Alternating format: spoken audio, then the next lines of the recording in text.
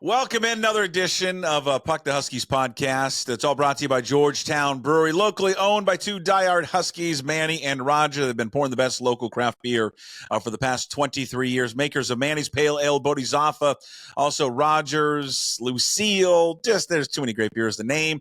Tap room is open every single day for your drinking desire, 10 a.m. to 8 p.m.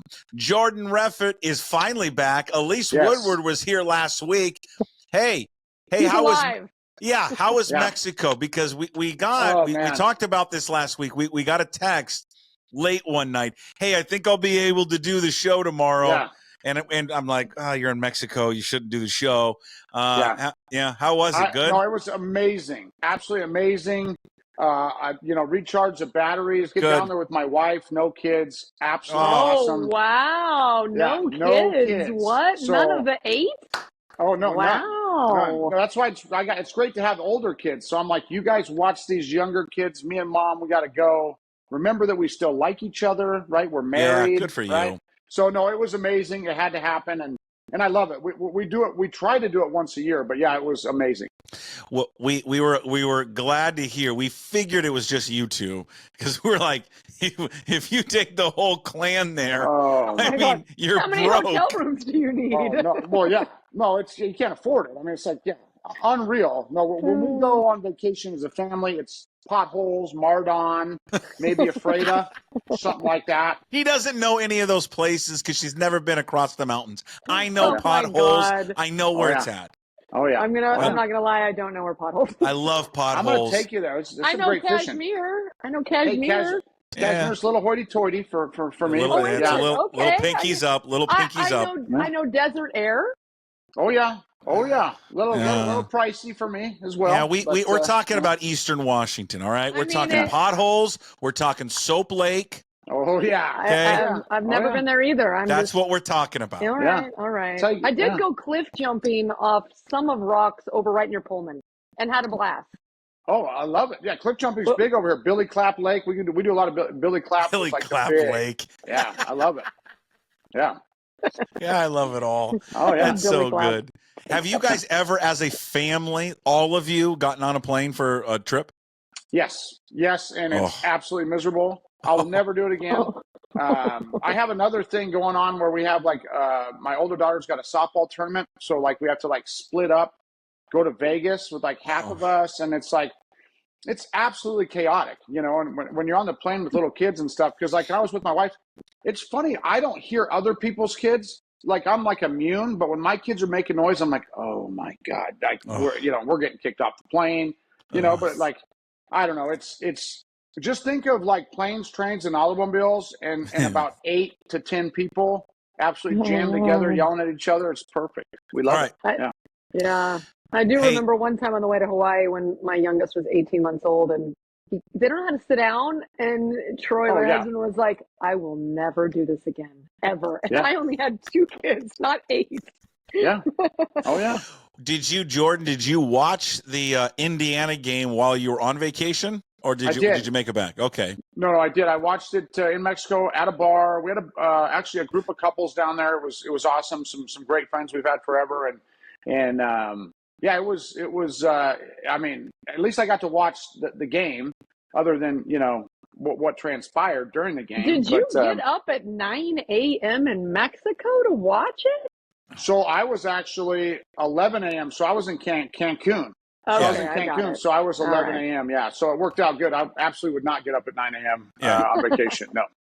Actually, did it make it easier to watch that if you had a bunch of tequila in you? 100%. It actually was way better. I still don't sit down. My wife's always like, "Gosh, you pace, you can't sit down." I know everybody's like that, and but it was better. I was actually calmer because I was drinking so much. It was weird. I don't know. Better mood. I don't know. I'll have to try that. Yeah, you have to try that. Right. Yeah. Do it on the site. At least let's get you another, instead of the Pin Seeker Sideline report, let's get the Georgetown Brewery report. Yes. I'm down with it. I'm open. Yeah. Hey, did you use our nugget I gave you on the broadcast? I did not. You son of a gun. I mean, you got to go with the flow, and it wasn't the vibe, Puck. It wasn't the vibe. It All was, right. but the vibe was actually really cool there. I'm not going to lie. You could tell Indiana is not a football school. Like you could just like the facilities and all that.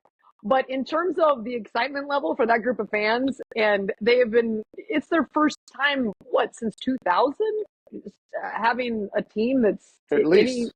So anyway, for them, it was really cool for that fan base, and to have College game day there, and everybody was stoked, and all the cream and crimson striped overalls, and Herb Street with his dog. You would have loved it, Puck, just coming in, and all of the pomp and circumstance was really cool. And it's not the first time that UW has been on the road this year with the pomp and circumstance, and they're still looking for that first road win, which is a major problem and a struggle, but. The fans, it was a very cool environment. No. Yeah, it doesn't look great, Bob, moving forward. But yeah, on the road, not a big fan of our road schedule. You got to hit 20 points on the scoreboard to be able to probably eke out a win on the road. That would be ideal. It's funny. We should watch this podcast from the beginning. Like, I'm just ready to start drinking now. So, like the big dog loving Homer. Let's start drinking. Let's do it. I'm ready. Puck says, I'm already, but cool. I'm already in, but okay. Yeah, No, I don't gotta wait. You don't gotta ask me. What is causing I'll you? go to doubles. That's what I'll do. Yeah, well, sure. Yeah. I mean, first of all, I always liked when they come up to you and they're like, "So do you want to make that a double?" Well, no shit, I do. I mean, why would you ask that? Yeah. You don't need to ask. Just first of all, just pour it like a normal pour, and that really is a double. But it's when you measure this stupid drinks out, that's when you have to charge me for a double. And that's why I go. That's why I go to the Ballard Elks. You want to know why? Because it's 4-finger pours for nothing. Yep, big fan of the Eagles. That's where. God almighty. Is that like McNaughton's Canadian whiskey, maybe some Black Velvet, or are we talking like high-level dollar stuff? Jack Daniels? No, just whatever. It doesn't matter what it is. It just I don't. If you're an Eagles member, you're an Elks member. They just know what they're doing there. Yeah, all of them. Yeah. All the animals. You're good all to go. All the animals, and all the clubs. Jordan, what's causing you to want to grab a cocktail? Lay it on me.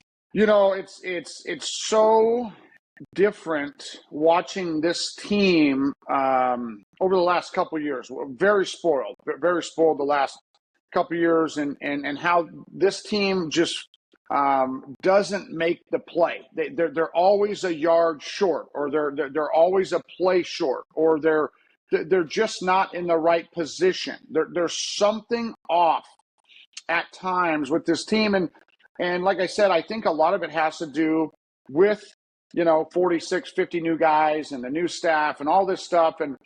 But for whatever reason, we just cannot make that play to get us over the hump, whether it's offensively or defensively. We cannot get off the field. We could not pressure the quarterback. That offensive line of Indiana, I was so excited watching those guys fight their tail off, though, at half. I said that on Twitter. That was fun to watch. Those guys fought, scratch, and kept them out of the end zone. There was like 8 plays down there within the 3-yard line or something. And that was fun, and I love to see that. And the effort is there. I think the effort is there. The execution is not. And I don't know if that's comes back to coaching. It comes back to continuity. It comes back to not having the personnel. The offensive line is a mess. But they just cannot find a way to make a play when it counts. You cannot throw a pick 6 on the road. Once I saw that, you want to talk about drinking? I knew the game was over. I'll just be honest with you, okay? And I'm a homer.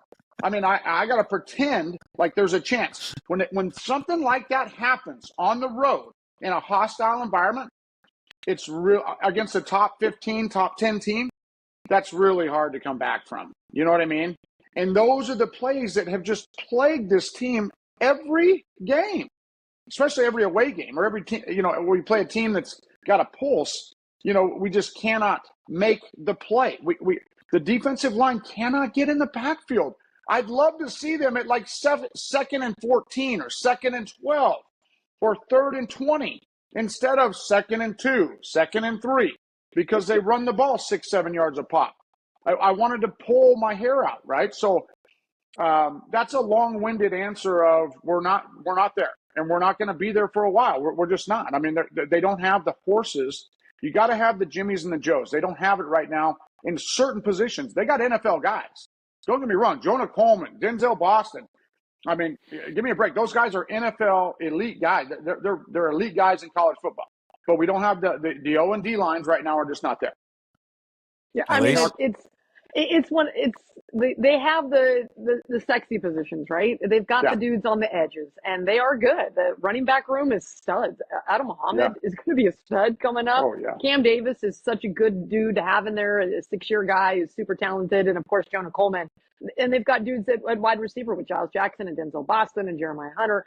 Those guys are all, you'd put those position groups up, and they'd stack up just fine with, I think, just about anybody in the Big Ten Conference. But the offensive and defensive line, the dudes in the trenches, I thought they overperformed what expectations were early in this season. You thought, okay, shoot. But I think the reality is the offensive line is banged up. It's not healthy. McCree didn't dress. They only had 9 healthy offensive linemen make the road trip to Indiana. 9 healthy bodies, y'all. And that is not... And they shuffle. I think every one of them ended up playing. I could be wrong on that, but it was every series. It was, I remember Nate McMillan with the Sonics back in the day, and the Lakers came to town, and it was Shaq and it was Kobe. And they're like, well, what are the adjustments you're going to make? They smoked you last time. And he's like, well, what am I supposed to, sometimes it's just, you're changing just for the sake of change because what wasn't working. But is the next, line that you're going to try to throw out there going to be any better? Yeah. You might as well, I guess, check and see if there's a combination that's going to, step up and gel. But the bottom line is right now they're just looking for answers. So they're moving things around in the lineup to try to find something that works. But if their line was performing well and up to standard of what is winning football in the Big Ten, they wouldn't be moving it all around. So the injuries have certainly plagued them. Guys getting banged up, and now it's just a matter of trying to find that right combo. And on the defensive line, they continue to deal without Zach Durkee, who was their lead, their headliner on defense in terms of pass rush. I know you're talking about they can't get enough pass rush. That turf toe continues to bother him. So, you'd love to see him get back in there, but in the meantime, it's other guys that are going to have to step up. But it's been all about the trenches and special teams. Their special teams were better. And you thought, wow, the 60-yard, I think back-to-back 60-yard punts, probably the 2 best punts of the season, and the coverage was okay. And then they broke one on the 3rd punt. And, it's just their special teams has just not been good. No, the best thing they did was, I just want to add that special teams been really bad. But the best thing they did against Indiana is they kicked the ball in the end zone. Yeah. So it was better. So much. It was better. It was better. Them a huge amount. Yeah, go ahead. That special teams has to get fixed. Jordan, they talked this week, and they Fisch on Monday about the offensive line, and it's a similar parallels I think a little bit to the NFL when we talk about line of how you build an offensive line both at the collegiate level and the NFL level. And really the NFL level, you can certainly supplement it through free agency, but you're going to build your offensive line through the draft. And for a good, healthy, consistent offensive line in college football, you got to build it through high school. It is they went the other route, and I don't know what the cupboard was when he got there in terms of underclassmen were there, but you just can't build an offensive line class through a transfer portal because listen, those are, and I don't mean this in a disrespectful way. This is true for every program. Those guys are castaways for the most part, or they're backups at lower division schools. Right. Or it's a bidding war, which, you just can't afford to do when you got to bring in the Jonah Colemans and these guys too, right? So you got to pick your poison. But the offensive line is right now so far behind these Big Ten teams that are in the upper echelon right now because of the fact that, our top 8 guys that we had in the program are gone. Offensive line. So you take away half of your offensive line and basically all your starting potential. So now you had 3 starters that transferred out, right? I think it was 3, maybe 4. So you have 3 starters that transferred out. You got Bulow, you got Kalipo, and you got Brailsford, right? So now you're screwed either way. I mean, it's just the offensive line. I was optimistic because of what, like Elise said, that maybe they can get the ball out quick. Jonah Coleman's a special back. There's some things that they can do to maybe make this work. But now as the season has progressed, and I talked about this early on too, if they don't stay healthy with the guys that they have that started the season in the offensive line, they are absolutely screwed. Because like you said, you cannot build a program through the portal in the trenches. It doesn't work. I want 2- and 3-star guys that are huge bodies that turn into absolute animals by their redshirt sophomore year, redshirt junior year. Those are the guys that end up being absolute beasts in the long term. And those are the guys that are at like K-State and Nebraska. Those are guys that you build up, right? So right now our program is behind. Well, we had to get a bunch of new guys. So high school recruiting, but it's going to take a while. I mean, I was really optimistic before the season started because of the skill players and because of some of the returners, even on defense, who a lot of them played well. I mean, the defense at times has played really well. They can't stop the run, but they played well at times. But right now, it's like you could be jacked. Like, I'm an old guy. I still have muscles here and some here, but I'm real soft in the midsection, right? And that's your core, okay? And if your core goes out, your back goes out, right? Okay? That's what our back went out right now for the Huskies. The back is out of the Huskies because you might have some muscles here and here, but once your core goes out, man, you can't move. Your back's done. You can't do nothing, right? Yeah, I agree with all that, Jordan, but I would also say that there was a point when Deboer left for Alabama and all these other players were scattering, and this is what it is in college football, and it was a lot of guys that for whatever reason chose to leave. I was looking at the roster petrified that they wouldn't even have enough healthy bodies to have an offensive line. The spring game was, they didn't have enough to scrimmage against each other, y'all. They had to have one offensive line playing on the purple and the gold team. And so you have to go in the portal to have enough healthy bodies. And right now they only have 9 healthy bodies. So you were forced to go into the portal. And I think they did the best they could in the portal with what was available. Now, 100%. If you're talking about, let's go up here and how to build a program and you're writing a book. Yeah, you're saying, start recruiting the freshmen and you take the kids that are freshmen in high school, you take them and then, you get them in your program. But that's great to develop and you have to do that. But they didn't have the time, the luxury to do that because this season started in September, right? Or actually at the end of August. So 100%.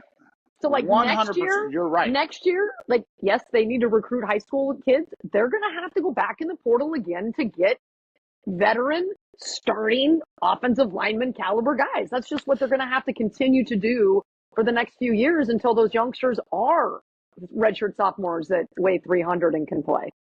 I want to say this, and I want Husky Nation, and I want the whole country to understand this. This is actually what Kalen Deboer did, and I loved Kalen Deboer as a person. I think he's a great person. What he did to this program it was a 100-year storm. I'm looking at it now, and where we are now, this program has been blown to shit.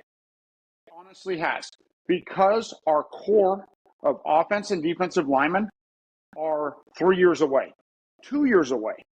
We are not going to be able to put together a program like we had in 2022 or 2023 unless some absolute drastic changes happen in the portal or NIL. This is way worse than I thought. When you look at it is way worse than what you thought? Like, when did you think it was, like, in the middle of when Deboer left? Or, like, I thought the first couple of weeks I was very encouraged. I think they're exactly they've got their challenges, but they haven't been terrible. Like, in the spring, I didn't even know if they were going to have enough dudes to compete. That's what right. But I didn't think it was that bad. I'm like, it's college football. Well, we'll find some guys in the portal. We'll be fine. For UW, we are not at the level. I mean, we are far away from the level we were. I mean, we are so far away from the level that we were last year, 2 years ago, that I thought we'd be closer. Fisch has done fine. The staff has done fine. They've recruited well. They've done but Deboer left that cupboard so bare, and he recruited so poorly that we didn't have guys. Deboer would have recruited well, which he should have after having some really good years. Well, he's only here 2 years, right? So there were some tough times in there mixed in with Coach Lake because guys that hadn't played yet that were ready to play, right? That couldn't go because if you don't have the tape, right? If you don't have the tape, you can't get a big NIL deal. You're not going to go in the portal, right? So those guys should have been here 2 years, 3 years that were behind our elite NFL offensive line last year that were chomping at the bit ready to go, right? That had no tape, right? But he didn't recruit. We didn't have a backups that were ready to go. And that's how the program's built. That's how the Alabamas and the Ohio States and unfortunately the frickin' Oregons, they have guys stacked on stacked on stacked on stacked. Washington was built for last year. And then everything blew up, right? So this is not about Coach Fisch. I think he's done amazing. I hear people talk bad about Coach Fisch. He was handed a shit sandwich, and he has actually put lipstick on this pig and made it look better than I thought it could looking at it now, right? So this staff's done really good. The players have played hard. But you talk about bringing 9 offensive linemen. When you went to the national championship game, you won 20. You were 25 or 27-3 the last 2 years, and you can't get 9 offensive linemen to play at Indiana the next year. He was dealt a really tough hand. The program was really blown up by Coach Deboer, and I loved him. So I didn't want to really. I mean, I'm going to say this. He really fucked us. Okay. I mean, his first, correct me if I'm wrong, his first recruiting class was the 22 class, right? Because he was hired in 21. He was hired late of November, right? Yes. And I don't think that was a good class, but his last class, I think that class was ranked like 59th. But I mean, again, you got a month to recruit. But his last class, the 23rd one, I mean, it was ranked 29th. Portal and high school recruiting, I think. Yeah. Or was that both? Total? I mean, it just ranks the overall. I think the transfer rank was 45. But I don't think there's any question that when Deboer was here for the 2 years, the success on the field was fantastic. There were massive concerns while he was here that recruiting was not matching the level on the field. And there were reasons for that. And then Deboer left. And then when he left, the talent that was on the field that was strong and fortified, a lot of those guys left. So the guys that are playing in the league right now, all the dudes, Senio Clemente and not Senio Clemente, he was from years ago, but the wide receivers, Troy Fautanu, and then the 3 wide receivers, and Roger Rosengarten, and all those guys. Most of those were Chris Peterson recruits, or Jimmy Lake. And so that's where a lot of those guys were in terms of that recruiting class. So sure. Kalen Deboer, he did a lot of great things. There's no question on the field, but recruiting was not one of them. But now, okay, you guys would know better than I do. I'm just wondering if it's a little unfair because he really had that one class. But he was only here 2 years. But it's just when you have a year like they did with Michael Penix, where they lost 2 games all year and they went all the way and won the Alamo Bowl, and then you came back and he's number 2 in the Heisman and you're playing for the national championship, and there was the class you said was ranked 29th. Yeah. How like you can't get a top 20 class, a top 10 class, and it's not like Chris Peterson. I'm not a huge believer that there's some massive difference between number 10 and number 20. The people that do those recruiting rankings are guessing most of the time. They have no idea how a dude is going to develop, and nor should they. It's a very difficult job. I don't put a ton of stock in that because Chris Peterson never had good I think they were always top 25 though. But he took flyers 16, on dudes. Top 8, you know, he had great recruiting. Greg Gaines was, I think, a 2 or 3 star dude. He's still playing in the league. Too. Like, so anyway, I just think that if you're a top 25 recruiting class, that's sufficient, especially if you develop like Chris Peterson did at the time. So that's the challenge for now. It's so different, y'all. It's just, you got to go in the portal and because guys are leaving every single year from every program, regardless of what they just did. They're going for the highest buck. And that is the truth about a lot of the recruiting in college football. You pay the most, you're going to get the best. And that's the way it is. Recruiting high school kids, it just is not as important as it used to be. But if the philosophy, Jordan, is, hey, we've got to recruit in the high school level to establish consistency with the offensive line. My question, in this day and age of college athletics, and this day and age of this top 30 programs, right? Let's just say the top 30, 35 programs in America, which Washington would be a part of, right? Uh-huh. Even though it's not this year. I'm just saying the top 35 programs. In this arms race, can you do that anymore? Because you don't have 2 years to develop anyone anymore, because this is just like the NFL now, because of what we've done with recruiting, with the portal, like free agency, it is a win now league. That's what college football's turned into now, is you have 100%. to win now. 100%. Well, what the problem with the portal and offensive and defensive linemen is exactly what you started this whole segment off with. Was it's so hard because you're getting guys that either don't have a lot of tape, or they're a castaway, or they just want money, or they might have an attitude issue, or they have a lot of talent. I'm hoping that as we get going here and build this program back up, which Washington can do, and they've done. We went to the depths of 4-8 with Coach Lake not that long ago, and then built it back up, right? And that was through high school recruiting, right? You get the Romo Dunzes and the Jalen McMillans and the Roger Rosegraves. So that was through high school recruiting, and it was a little bit different time, but NIL was starting, right? But you have to go out and get guys that fit your scheme. And right now, I think Coach Fisch is getting the blame for this season when really, when you look at it, he and everybody hates when I say this, but they had an opportunity to be the darlings at 6-1 or 5-2 with wins over Washington State and Rutgers, right? Okay, they had opportunities to do that. The season looks very, very different, right? If they find a way to beat Washington State, right? Who Washington State beat them. It's not a controversy, right? But if they find a way to beat Washington State and they don't choke it out at Rutgers, and then they beat Michigan by 10 at home. The recruiting, the portal, everything's building now at Washington. It's such a momentum league too.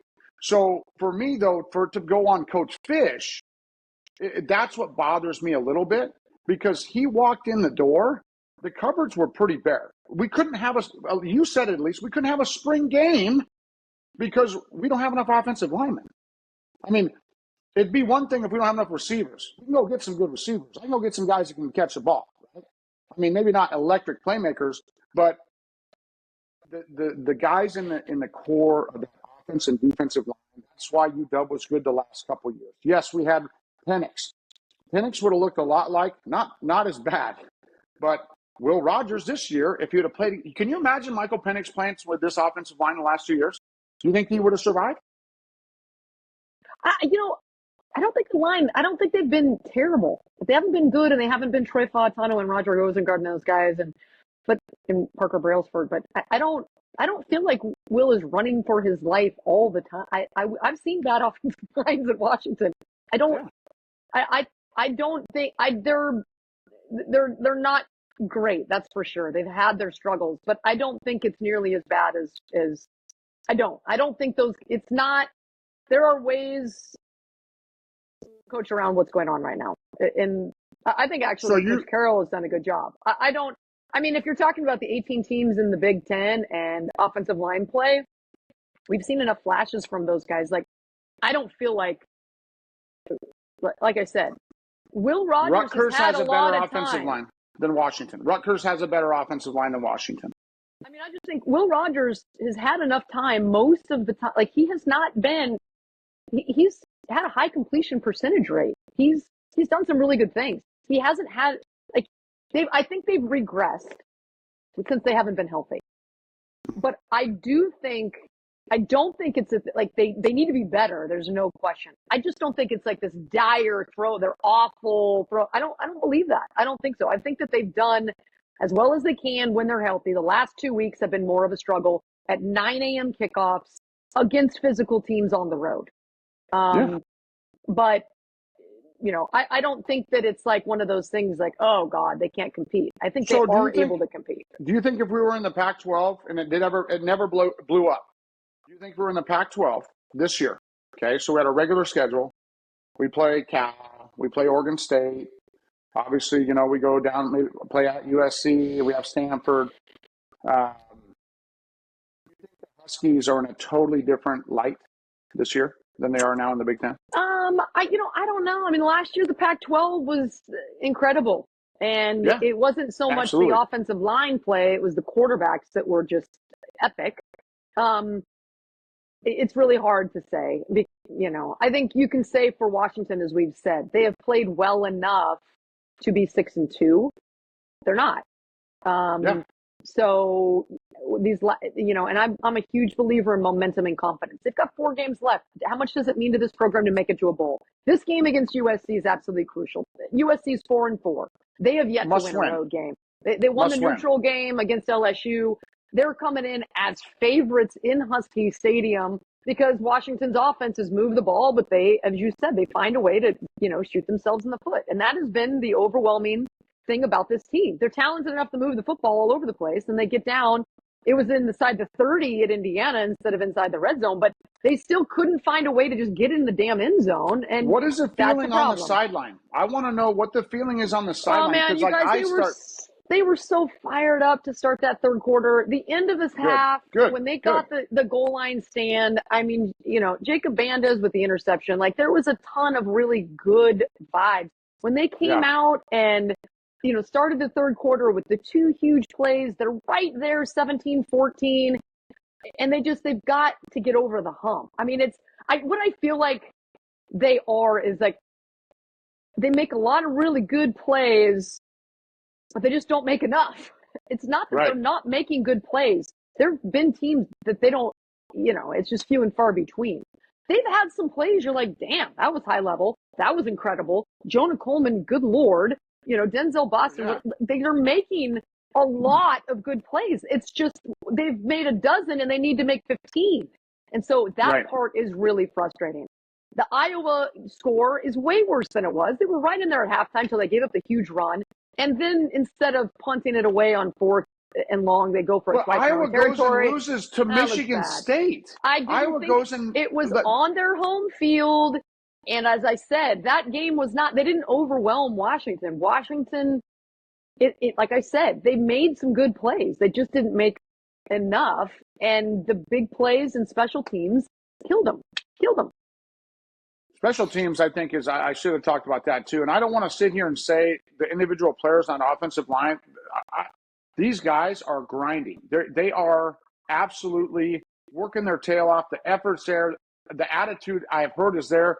These guys are now in a position where they're learning. So this is what I don't want to sit here and just ram. I'm trying to say our program, our belly, our core right now is soft, okay, because of the fact of what Kalen Deboer did. And it's not Jedd Fisch's fault. That's what I'm saying. Our core right now is soft, and we have to build it back up, okay? That's my thing. Having 9 offensive linemen, overwhelmed at Iowa, those are things that – and then Iowa loses to Michigan. I watched that game, and I'm like, how do we – I mean, we're obviously not there, right? But we do show flashes, and I'm like, gosh, if we could be consistent, we could really be there. But maybe it's coaching. I don't know, but I'm trying to put my finger on it like you. But right now our belly's soft, and it's exposed. And it's exposed because of what Kalen Deboer did, in my opinion. And I love Kalen. And I've talked to Kalen several times since he's been at Alabama. He's gracious to me. He loves me, knows my family. I love Kalen Deboer. But what he did to the program is more him than Jedd Fisch. So I get a little irritated when people want to rack on Jedd Fisch and say his play calling, this and that. No, he comes off a little arrogant, so people get mad at him. He's not like that super likable Midwest guy like Kalen Deboer. We've got to get behind Jedd Fisch. We got to get our NIL numbers up. We got to go out there and get in the portal and get guys if we want to get back to where we were. And it's going to take everybody. So I want people to understand, like, we have a soft underbelly. We got to tighten that up. We got to raise dough because we're going to have to bring in those portal guys. Unfortunately, that's the way it is. We don't have the talent right now. Do you think they would be, Jordan, do you think they would be 4-4 if Deboer were still here? No. What do you think? But there's a lot of reasons why. Okay. I mean, we don't lose 3 of the top offensive linemen now. That to me is huge, right? So you have your core offensive linemen are back, right? So you have Brailsford, Bulow, and Kalepo, 3 starters from last year from a national championship. Where did they go again? Ole Miss. So Kalepo and Blue both start at Ole Miss, number 10 team in the country. Okay. No, Brailsford starts at went to Alabama. Yeah, Alabama. So obviously you have several other guys, Jeremy Bernard. You got guys that are scoring touchdowns at Alabama, and so I mean you got guys scattered all over the country that most likely would have stayed right after a national championship run. You're building. So, obviously you wouldn't have got Jonah Coleman, but you got Cam. There's a lot of things that go into it. But to me, the continuity of Grubb would have been there. I mean, no, he wouldn't have, though. He would be with the Seahawks, no question. You think? There's no doubt he would leave to go to be the Seahawks offensive coordinator. No question. I don't know if that would have all been set in motion, right? So, I mean, that whole thing. No. Maybe they had it. Okay, so maybe they had it. Their eyes on him forever. Because I kind of felt like Grubb put his feelers out because he didn't want to go to Alabama, right? That was my thing. I could be mistaken on that, but all I know is if you're offered the Seahawk job and what he did, you're taking an NFL offensive coordinator job. You just are. No, I agree, but I think he loved Seattle and he didn't want to go to Alabama, right? So I think right then there was a difference. He wanted the head coaching job at UW too. Really, he really wanted that. I mean, I know that for a fact. I talked to him about it in depth, right? He really, his wife loves it in Seattle. He really wanted that head coaching job. But to me, like I said, Jamarcus Shepard's one of the best college coaches in the country. Great recruiter. Yep. I mean, Scott Huff would have been there. Maybe I don't know. Maybe they go after Scott Huff too. I don't know how it works out. But Scott Huff's gone too at the Seahawks, so But here's the thing, Coach Deboer, the continuity is such a big thing, guys. It really is, and keeping the fan base and the locker room, and then how you do things and practices, and I mean, these guys didn't know what they were doing until fall camp. I mean, that spring ball was like Elise said. I mean, come on. They didn't have enough guys to even play. So this team is, they're not undefeated. I think you're looking at a team that's in the top 25 with Coach Deboer's here. Elise, let me ask you this one. Obviously, I mean, for some, a bowl game is important. For others, it's not. I mean, fans probably get divided on this one and get divided on what the type or level of bowl game that it is. And we all know there's a difference between, and now, right, the Holiday Alamo bowl games like that, and then the Cheez-It Bowl, right? I mean, there's just different levels of it. But I get that the practices are important. With that being said, Fisch made an interesting comment that I think he tried to walk back or clarify, this week when he was discussing, Elise, the quarterbacks. And now I know what he's doing. At least I think I know what he's doing by praising Damon Williams like he did. He's trying to keep the people that are going to come after him in the portal away. That when he's building them up, and I think this is part of the reason why he gives them so much playing time is because he's trying to keep them happy, which is old school is a terrible way to coach, to keep someone happy so they don't leave in the portal. But whatever, that's a different I guess, I'll just topic. Real quick. I don't know if I believe that's why he's doing it. I don't think it's going to hurt him. Do you think it's a part of it, though? But I think that it's the package that they've done. I mean, it could potentially be a part of it. Sure, it's not going to hurt. Is that the reason why he's doing it? I think he brings such a different skill set. I don't think the playing time, no. No, I just think he brings such a different skill set. When he wants to run those RPOs like he did with Noah Fafita, that's the Damon Williams quarterback. So, Will Rogers was here, and Will Rogers is doing some great things. He's just, he is a shotgun, spread out. That's his deal, which he's just a different style. And so I actually really like how he's trying to use. If you're a defense, you guys, when Damon Williams comes in, you can see them go like, yeah. I like that. But anyway, why? I guess my question was going to be, listen, I mean, they're not going to a big bowl game. I get the why not rip the Band-Aid off and just give them the keys now? What's the point of not starting them? What's the point of punting in your own end zone and then the score looks bad? Your job is to win as many games as you can possibly win. I don't believe for 1 second, and it's my only opinion. I get pissed when people say, oh, it's just this bowl. You aren't a player. You're not out there having one last game of your career as a senior, and you've worked your ass off your whole life. Juan Garcia, the old center that was with Jake Locker, I talked to him, and you know, that guy, I love that guy. You talk about a badass offensive lineman. He's one of my all-time favorite Huskies. And I remember they lost the Apple Cup, and they had to go play at Cal. And it was before the game. And he's like, oh, you know, and he was talking about it, and he goes, I'll never forget. He said to me, he's like, Elise, I get 12 60-minute games all season long. Do you know the work that I put in every single day for the entire 365? And I don't even get to play half the games. I'm an lineman. I get out there. He's like, I get a chance to get out here and take the field with all the work. My entire family is cheering for me. Everybody's watching. I am representing UW. I'm going to play my ass off. And so for the people that say it doesn't matter, go screw yourself, okay? Take your opinion and go away. I always think about those seniors and the kids playing the last game of their career. You don't get to go play pickup football when you're done, okay? It's not the same.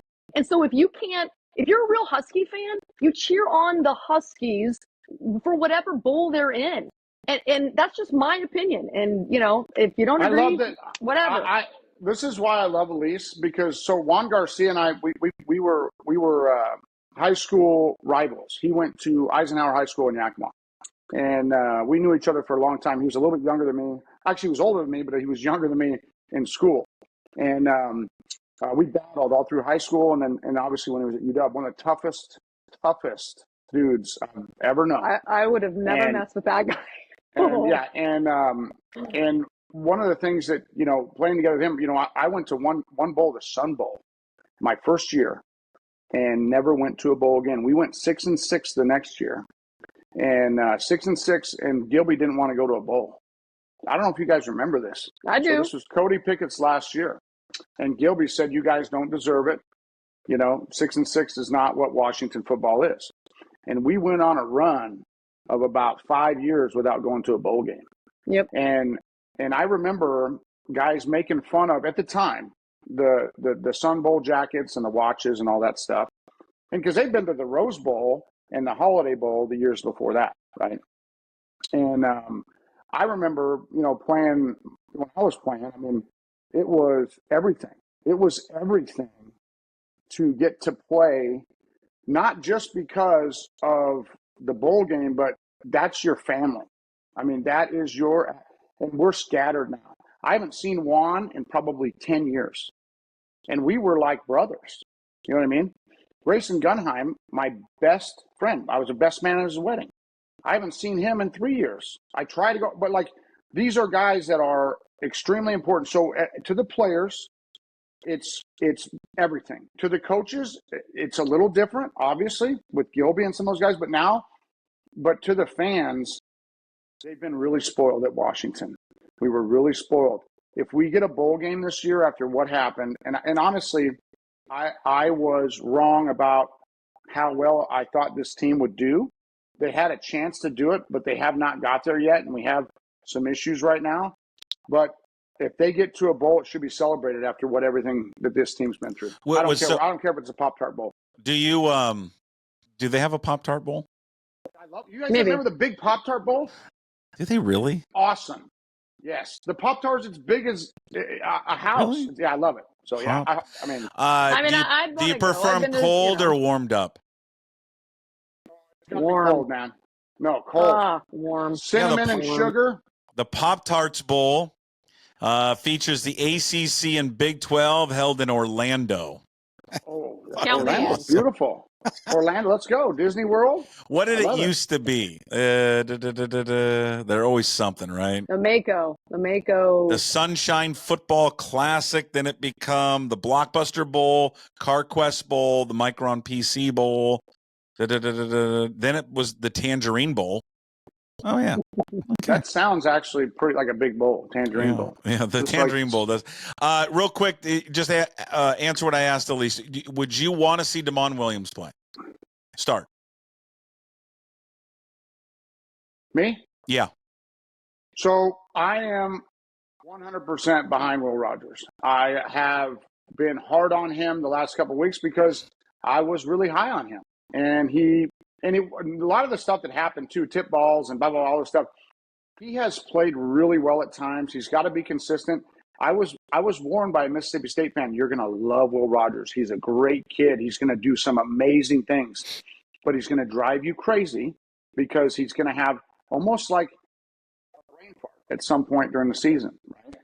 Which hasn't really happened. He's not good in the pocket when the pocket breaks down. He's got to have a really good offensive line. But Demond Williams is not set up right now for Will Rogers to run this team. So I'm taking Will Rogers till the wheels fall off. And like Coach says, and I do think that's part of trying to keep guys in here. I don't think the packages are, because I'd hate to play against Demond Williams. I'd hate to try to catch him, number one.